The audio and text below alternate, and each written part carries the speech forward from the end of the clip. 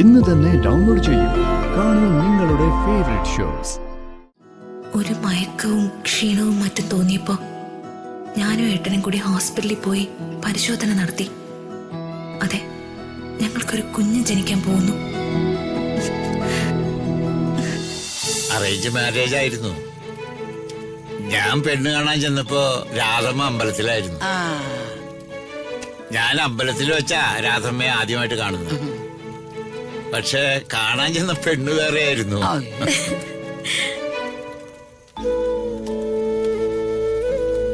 ഓ, അപ്പൊ രാധമ്മ ഒരു അമ്പലത്തുളസി പോലെ ആയിരുന്നല്ലേ? ഒന്ന് പോ മോളെ, കളിയാക്കാതെ. സരസ്വതി മേഡവും വർമ്മ സാറും ഒക്കെ ഇരിക്കുന്നത് കണ്ടില്ലേ?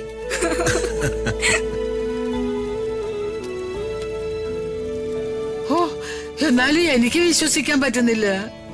നിങ്ങൾ തമ്മിൽ പ്രേമിച്ച് തന്നെ കല്യാണം കഴിച്ചത്. ഈ വേണുവാശാലൊരു മുതല. നിങ്ങളെ പോലത്തെ കച്ചറകളല്ല എന്റെ ഫാദറിലോയും മദറിലോയും. ഓട്ടം തുള്ളൽ നടത്തിക്കൊണ്ടിരുന്ന എന്റെ അച്ഛനെ സ്റ്റേജിൽ നിന്ന് നിങ്ങൾ തട്ടിക്കൊണ്ടു പോയതാ. അത്തരം വൃത്തികെട്ട പണികളൊന്നും ഈ ലോകത്ത് വേറെ ആരും ചെയ്യില്ല. മതിയടാ മതി. നീ കൂടുതലൊന്നും വിളമ്പല്ലേ. കൂടുതൽ വിളമ്പിയാലേ നിന്റെ കഥകൾ മുഴുവനും ഞാൻ ഇവിടെ വിളമ്പും. എന്ത് കഥ? എന്റെ പൊന്നു പറയാൻ ഒരു കഥയില്ല. ഇവരെന്നെ വിരട്ടാൻ വേണ്ടി പറയുന്നതാ. സത്യം. അച്ഛനും വർമ്മ സാറും സൂര്യമംഗലത്ത് നിന്ന് രണ്ടു വഴിയെ പോയത് ഏത് കാലത്താ? അതാ ഞാൻ പറഞ്ഞു വരുന്നത്. എന്റെ വളർച്ചകളിലെല്ലാം എന്നോടൊപ്പം നിന്ന ആളാ വേണുവേട്ടൻ. ഞാൻ മന്ത്രിയൊക്കെ ആയപ്പോ വേണുവേട്ടൻ പതുക്കെ പതുക്കെ എന്നിൽ നിന്ന് ഒഴിഞ്ഞു മാറി. മനഃപൂർവ്വം എന്നെ കാണാതിരിക്കാൻ ശ്രമിച്ചു.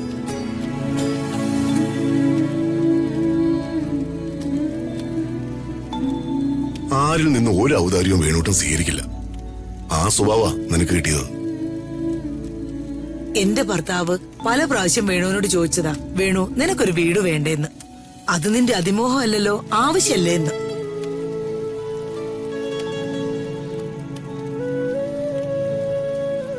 അച്ഛൻ വേണുവേട്ടൻ ആ കാര്യം പറഞ്ഞ് തളയ്ക്കുമെന്ന് ബോധ്യം വന്നപ്പോ വേണുവേട്ടൻ സൂര്യമംഗലം വിട്ടു.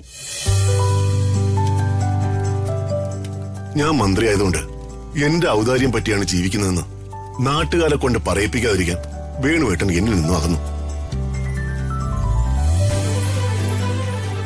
പക്ഷെ എത്ര കാലം കഴിഞ്ഞാലും ഹൃദയബന്ധത്തിന് ഒരു വല്ലാത്ത ശക്തിയുണ്ട്.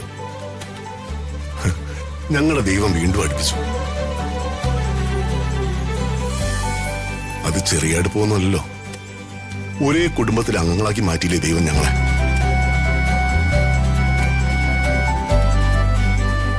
അച്ഛനും വർമ്മ സാറും തമ്മിൽ ഇത്രയേറെ ബന്ധം ഉണ്ടായിരുന്നോ?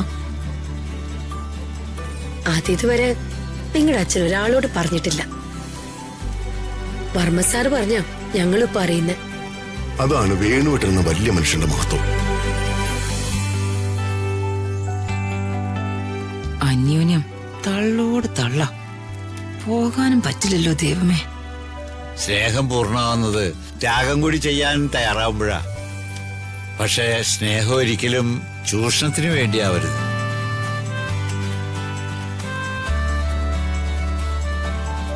ഞാൻ മഹാദേവ വർമ്മ സാറിനെയും പ്രതാപ വർമ്മ സാറിനെയും സ്നേഹിച്ചത് അവരുടെ വ്യക്തിത്വം കണ്ടിട്ടാണ്, അല്ലാതെ സ്വത്ത് കണ്ടിട്ടൊന്നുമല്ല.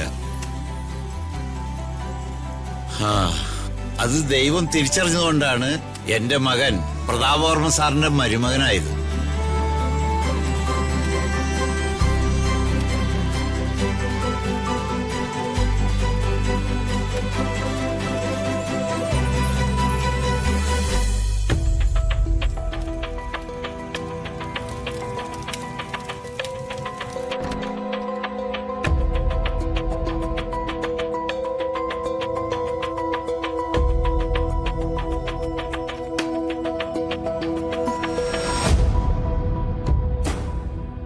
മീര എന്ന പേരില് അമ്മ എല്ലാ കൊല്ലവും എനിക്ക് അയക്കാറുള്ള ബർത്ത്ഡേ കാർഡ്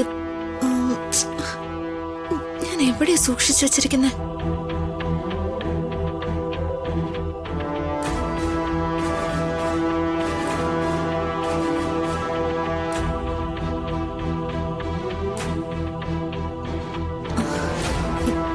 ഇത് തന്നെ.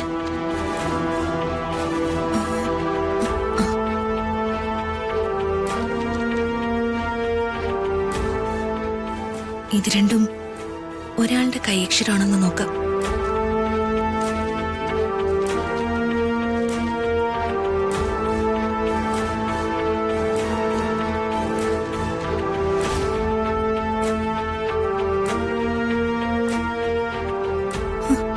അതെ, ഒരാളുടെ കൈയക്ഷരം തന്നെയാ. എന്റെ അമ്മയുടെ ഹാൻഡ് റൈറ്റിംഗ് തന്നെയാ.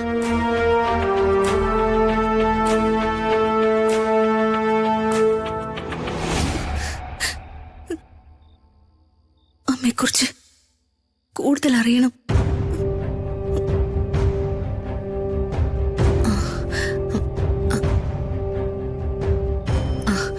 അച്ഛന്റെ റൂമിൽ പോവാം. അവിടുന്ന് ബാക്കിയെല്ലാം കിട്ടും.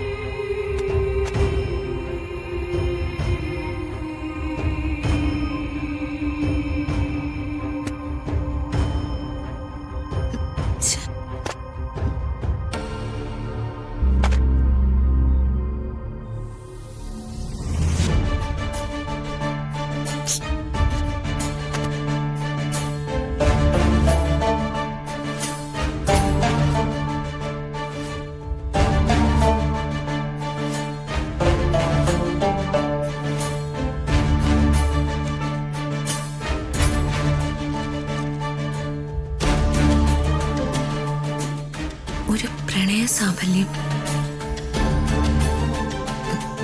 ഇതാണോ എന്റെ അമ്മയുടെ കൈയക്ഷരം?